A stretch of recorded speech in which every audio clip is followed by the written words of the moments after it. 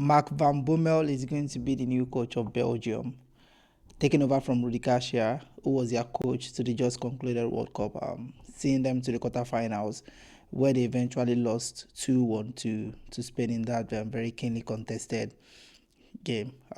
Belgium, they've more or less been a perennial underachievers in European football since their golden generation under Roberto Martinez. From him, they moved on to Domenico Tedesco, from Domenico Tedesco to Rudi Garcia, and now Mark van Bommel is going to be taking over as their new coach. He's going to be seeing them through the qualifiers to the Euros in 2028, so he's been contracted for 2 years. But this is not about the Belgian national team. It's actually about the ex-footballer Mark van Bommel himself. He was a Dutch international, and he actually had a stellar career during his footballing days.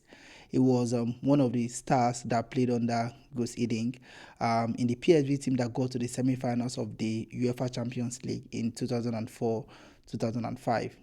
That PSV team had an array of footballers who went on to do really amazing things in their career. Their goalkeeper, Aurelio Gomez, went on to sign for Tottenham Hotspur. Their left back, Yompioli, also went on to sign for Spurs as well. GS Park went to Manchester United.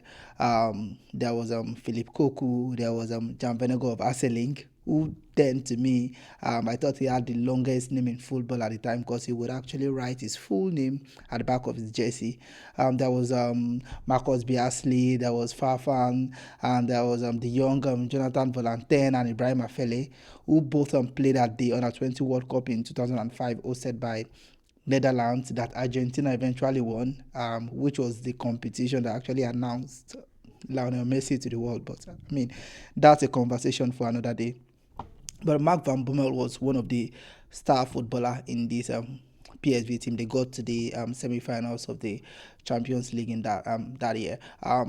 Left PSV, he went to Barcelona under Frank Rijkaard, teaming up with the young Andreas Iniesta, Xavi Hernandez, Edmilson, and Thiago Motta at Barcelona. He spent a season there, left Barcelona, went to Bayern Munich.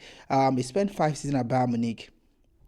And when Oliver Kahn actually retired from football, he became the captain of Bayern Munich. Also, by so doing, becoming the first foreigner to captain the Bayern Munich team. He also won the Player of the Season. I think it was in his second season at Bayern, overtaking the likes of Roy Mackay, Meme Show, who were the already established stars at Bayern Munich at the time, to win the best player for Bayern Munich in his second season at Bayern. He spent 5 seasons at Bayern. From Bayern Munich, he moved to AC Milan. From AC Milan, he went back to PSV, where he eventually announced his retirement. So he had this packed, stellar career as a footballer, and he won trophies in most of the teams that he played at. He won trophies at PSV, won the Champions League and the league at even the League Cup as well, the Copa del Rey with Barcelona. He won trophies with Bayern Munich, under Uli Hoeneß, I think under Louis van Gaal as well. He won the German league and also the German Cup as well, and they would have actually even won the treble in 2010 if not for the loss to Jose Mourinho led Inter Milan in the final of the Champions League, where they lost 3-0 to Inter Milan. But so he won trophies almost everywhere that he played, and his footballing career was actually quite stellar. Then I also remember the famous Battle of Nuremberg, when Netherlands lost in the second round of the World Cup to Portugal in the World Cup in 2006, hosted by Germany.